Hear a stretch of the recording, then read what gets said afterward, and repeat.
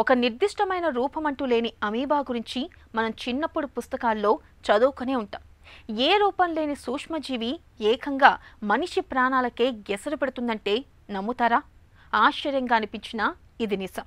ప్రత్యక్షంగా కాదు కానీ పరోక్షంగా ప్రాణాపాయాన్ని తెచ్చిపెడుతుంది. మురికి నీరు, అపరిశుభ్రమైన నీటి వనరుల్లో మనం ఈత కొట్టినప్పుడు, సరదాగా మునిగి తేలినప్పుడు వాటిల్లో ఉండే అమీబాను అంటిపెట్టుకుని ఉండే బ్యాక్టీరియా ముక్కు నుంచి చాలా తేలిగ్గా మనలోకి చేరిపోతాయి. ఆపై అటు నుంచి బ్యాక్టీరియా మెదడును చేరి దాన్ని తినేయడం మొదలు పెడుతుంది. అందుకే ఈ సమస్యను బ్రెయిన్ ఈటింగ్ అమీబా అని పిలుస్తారు. ప్రాణాలకు ఎసరు పెట్టే బ్రెయిన్ ఈటింగ్ అమీబా గురించిన పూర్తి వివరాల్ని డాక్టర్ని అడిగి ఇప్పుడు తెలుసుకుందాం.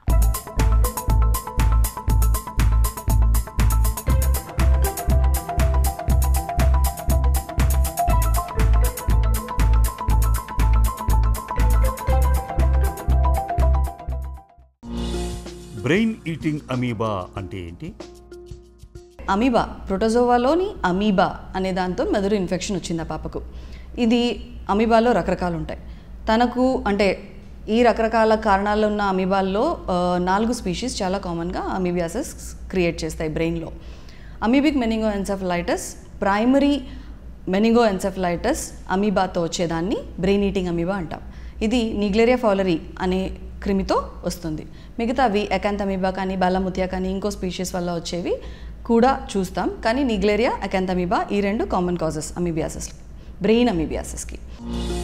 నీటిలోని అమీబా మనకు ఎలా సోకుతుంది? ముప్పు ఎవరికి ఎక్కువ?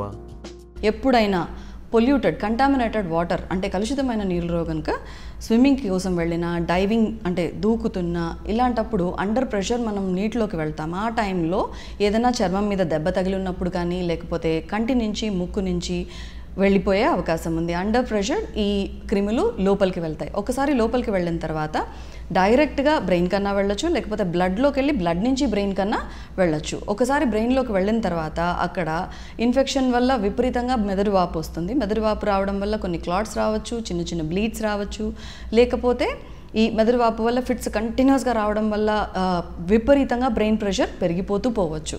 వీటన్నిటి కారణాల వల్ల మెదడు వేగంగా మెదడులోని కణాలన్నీ చనిపోతూ పోతాయి. ఈ జబ్బు పిల్లలనో పెద్దలనో లేకపోతే అర్బన్ ఏరియా అంటే సిటీస్కి సంబంధించిన జబ్బనో లేకపోతే విలేజెస్కి సంబంధించిన జబ్బనో అలా అయితే ఏమీ లేదు. ఎవరికైనా కంటామినేటెడ్ వాటర్లో అంటే కలుషితమైన నీరులో కనుక ఇలాంటివి స్విమ్మింగ్, డైవింగ్, వాటర్ స్పోర్ట్స్ ఇలాంటివి చేస్తున్నారంటే ఎవరికైనా ఈ జబ్బు రావచ్చు. ఇన్ఫెక్షన్ కాబట్టి ఎవరికైనా ఈ జబ్బు రావచ్చు. సకాలంలో ట్రీట్మెంట్ జరిగితే స్పష్టంగా మేము ఇంప్రూవ్మెంట్ చూపించగలిగే అవకాశం ఉంటుంది.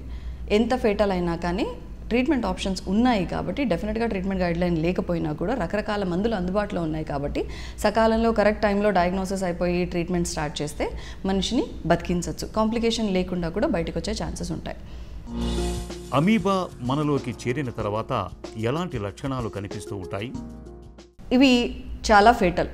వెంటనే పేషెంట్ మన దగ్గరకు అసలు తెలుసుకోవడమే ఫస్ట్ డయాగ్నోసిసే కష్టం అనుకుంటే దాని తర్వాత ట్రీట్మెంట్ ఆప్షన్స్ కూడా చాలా కష్టం. అండ్ కొన్నిసార్లు అసలు ట్రీట్మెంట్ అందకుండానే పేషెంట్ చనిపోతారు. నిగ్లేరియా అంటే బ్రెయిన్ ఈటింగ్ అమీబా సుమారు 2 నుంచి 9 రోజుల్లో పేషెంటే నిర్వీర్యం అయిపోతాడు. పేషెంట్ ఆల్మోస్ట్ ఇంకా డెత్ దాకా వెళ్ళిపోతుంది.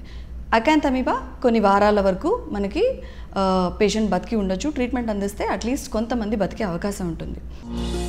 బ్రెయిన్ ఈటింగ్ అమీబాతో ప్రాణహాని ఉంటుందా? హెడేక్ కానీ, ఫీవర్ కానీ, వామిటింగ్, లేకపోతే కొంతమందికి చేతులు కాళ్ళు వీక్నెస్ రావడం, లేకపోతే ఫిట్స్ రావడం, కన్ఫ్యూజ్డ్గా ఉండడం, గుర్తుపట్టలేని పరిస్థితిలో ఉండడం, మెల్లమెల్లగా డ్రౌజీ అవ్వడం అంటే మత్తుగా అయిపోవడం, మత్తుగా అయిపోయిన తర్వాత కోమా నుంచి మనిషి నిర్వీర్యం అయిపోవడం జరిగిపోతుంది. డెత్ దాకా వెళ్ళిపోతుంది. సో ఇలాంటి లక్షణాలు ఏమన్నా ఉంటే ఇమీడియట్గా న్యూరాలజిస్ట్ దగ్గరికి రావాలి. అలాంటప్పుడు మేము ఏం చేస్తాము అంటే ఎంఆర్ఐ స్కాన్ చూసుకుంటాము, దాని తర్వాత వెన్నులోంచి నీరు తీసి టెస్ట్లకు పంపిస్తాము. ఆ రిపోర్ట్స్ని బట్టి ట్రీట్మెంట్ ఒకసారి కన్ఫర్మ్ చేసుకున్న తర్వాత జబ్బు ఇది అని కన్ఫర్మ్ చేసుకున్న తర్వాత దాన్ని బట్టి ట్రీట్మెంట్ జరుగుతుంది. కాంప్లికేషన్స్ అంటే అసలు ఫ్యాటాలిటీయే సుమారు 100 మందికి వస్తే 90 మంది చనిపోయే అవకాశమే ఎక్కువ. అమీబా మనలోకి చేరకుండా ఉండేందుకు ఎలాంటి జాగ్రత్తలు తీసుకోవాలి? ఎలా దీన్ని నివారించవచ్చు అంటే అట్లీస్ట్ పబ్లిక్ పూల్స్ అయితే కొంచెం క్లోరినేటెడ్ పూల్స్ లోకి వెళ్ళేట్లు చూసుకోండి. Chlorination compulsory. క్లోరినేషన్తో ఇది ఆల్మోస్ట్ అన్ని క్రిములు పోతాయి.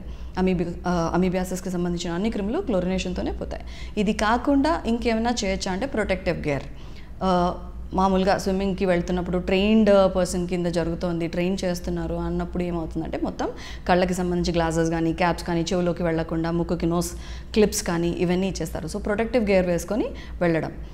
అండ్ ఇవి కొన్ని కేసెస్లో ఇలా స్విమ్మింగ్, డైవింగ్ ఇలాంటివి కాకుండా కూడా కొన్ని కేసెస్లో నాజల్ ఇరిగేషన్ జరుగుతున్నప్పుడు అంటే మెడికల్గా ముక్కుకు సంబంధించి క్లీనింగ్ ప్రొసీజర్ జరుగుతున్నప్పుడు కూడా ఈ అమీబాతో కంటామినేట్ అయిన వాటర్ వాడితే ప్రమాదం ఉంటుంది. So nozzle irrigation under doctors జరుగుతోంది అంటే స్పష్టంగా ఖచ్చితంగా మేము డిస్టిల్డ్ వాటర్ లాంటివే వాడతాం, ప్యూరిఫై చేసిన వాటర్ లాంటివే వాడతాం.